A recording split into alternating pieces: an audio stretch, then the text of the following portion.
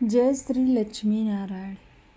हिंदू सनातन धर्म में ज्येष्ठ पूर्णिमा का बहुत अधिक महत्व है। इस दिन पूजा पाठ, नदी स्नान के साथ भगवान सत्यनारायण की कथा पढ़ने और चंद्रमा को अर्घ्य देने का विधान है। वैसे तो हर पूर्णिमा खास होती है, लेकिन ज्येष्ठ माह की ये पूर्णिमा बहुत अधिक महत्वपूर्ण है, क्योंकि इसी दिन ही यमराज ने सावित्री को उसके पति के प्राण लौटाए थे।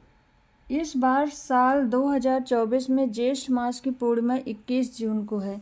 ज्येष्ठ मास की पूर्णिमा का शुभ मुहूर्त और महत्व के बारे में आइए हम जानते हैं। ज्येष्ठ मास की पूर्णिमा का शुभ मुहूर्त 21 जून 2024 को सुबह 6:01 से शुरू हो रहा है।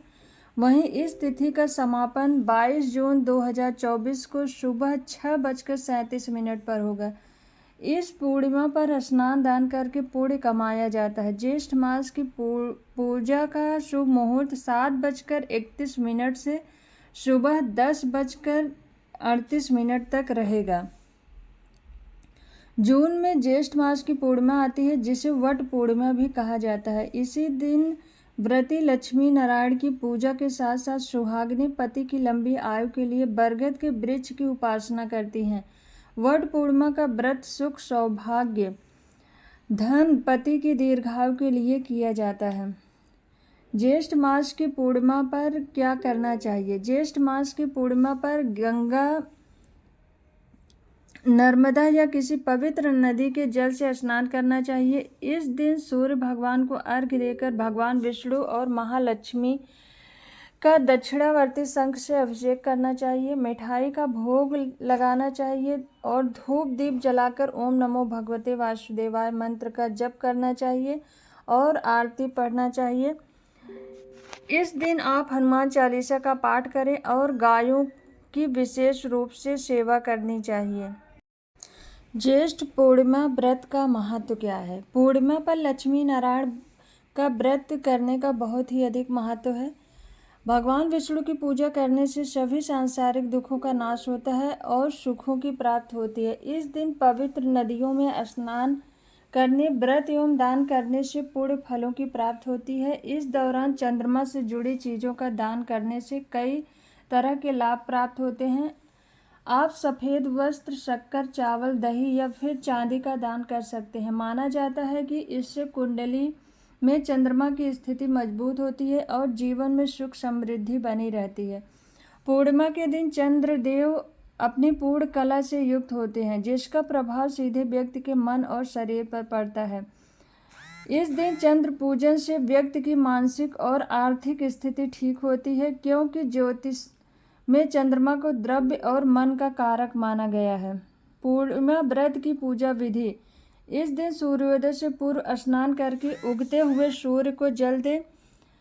इसके बाद भगवान लक्ष्मी नारायण के सामने हाथ में अक्षत, जल, पूजा की सुपारी और जल लेकर व्रत का संकल्प लें। पूजा के लिए पूर्व की ओर मुख करके बैठ जाएं और एक चौकी पर लाल और पीला वस्त्र बिछाकर लक्ष्मी नारायण को आसन दें। पीला कपड़ा दाहिनी ओर बिछाकर विष्णु जी को स्थापित करें और लाल कपड़ा बाईं ओर बिछाकर देवी लक्ष्मी को विराजित करें। इसके बाद लाल, सफ़ेद और पीले पुष्प अर्पित करते हुए विधि विधान से पूजन करें। संभव हो तो देवी लक्ष्मी को कमल का पुष्प अर्पित करें। इसके बाद मखाने की खीर, आटे की पंजीरी या शुद्ध घी से बने मिष्ठान का भोग लगाएं। आरती के बाद लक्ष्मी नारायण व्रत की कथा श्रवण या वाचन करें। पूर्णिमा तिथि पर व्रत रखकर विधिवत विष्णु जी की पूजन करने से और चंद्रमा को अर्घ्य देने से आपके घर में सुख समृद्धि बनी रहती है।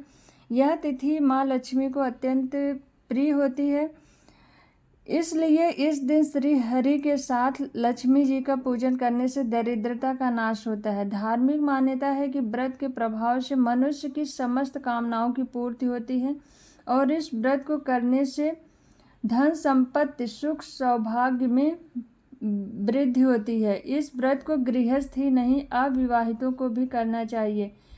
इससे उन्हें सुयोग्य जीवन साथी की प्राप्ति होती है। बोलो लक्ष्मी नारायण भगवान की जय। ज्येष्ठ पूर्णिमा व्रत कथा: सनातन धर्म में कथा करने का और साथ ही विधि पूर्वक व्रत रखने का बहुत अधिक महत्व होता है। ऐसा ही एक सिद्ध व्रत ज्येष्ठ पूर्णिमा का है, जिस दिन व्रत रखकर श्रद्धालु अपने इष्ट देव की प्रार्थना करते हैं, उनके लिए तप करते हैं और उन्हीं का आशीर्वाद प्राप्त कर जातकों के जीवन में सुख, शांति और समृद्धि का वास होता है। इस साल ज्येष्ठ पूर्णिमा का त्यौहार मनाया जाएगा 21 जून को। अगर आप भी विधि पूर्वक ज्येष्ठ पूर्णिमा का व्रत संपन्न करना चाहते हैं तो पूर्णिमा व्रत की सिद्ध कथा क्या है और व्रत की पूरी कहानी क्या है, आइए विस्तार से जानते हैं। पौराणिक कथा के अनुसार एक बार अश्वपति नाम का एक राजा था, जिनकी केवल एक ही संतान थी। राजा अश्वपति की इकलौती संतान देवी सावित्री बहुत ही प्रभावशाली थी। देवी सावित्री को राजा अश्वपति और महारानी ने बड़े ही प्यार और दुलार से पाला था।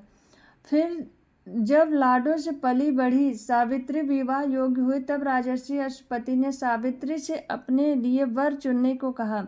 पिता की आज्ञा का पालन कर सावित्री ने द्युमत के बेटे सत्यवान को अपने लिए वर के रूप में चुना। हालांकि विवाह के मध्य ही नारद जी ने अश्वपति को सत्यवान के अल्पायु होने के बारे में बताया। सत्यवान की आयु को लेकर श्री नारद जी मुनि ने बताया था, विवाह के 1 साल बाद ही सत्यवान की मृत्यु हो जाएगी। नारद मुनि की यह बात सुनकर राजर्षि अश्वपति भयभीत हो गए और बेटी सावित्री को दूसरा पति चुनने के लिए अनुरोध करने लगे, लेकिन बेटी सावित्री को पिता की बात मंजूर न थी। बेटी के हट के आगे राजा अश्वपति की एक न चली और फिर उसके बाद ही निश्चित समय पर सावित्री का विवाह सत्यवान से विधि पूर्वक संपन्न हो गया। विवाह के बाद सावित्री सत्यवान और उसके माता पिता के साथ जंगल में रहने लगी।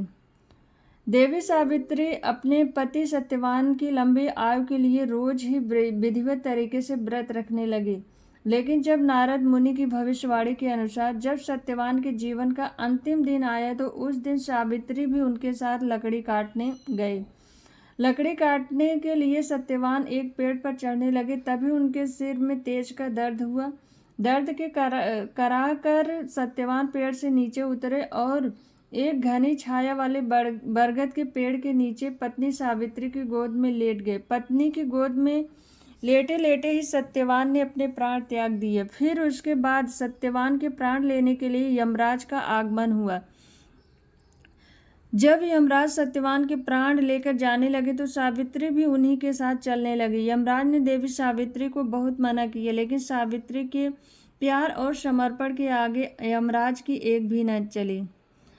सावित्री की जिद देखते हुए यमराज ने उनसे कोई भी 3 वरदान मांगने को कहा।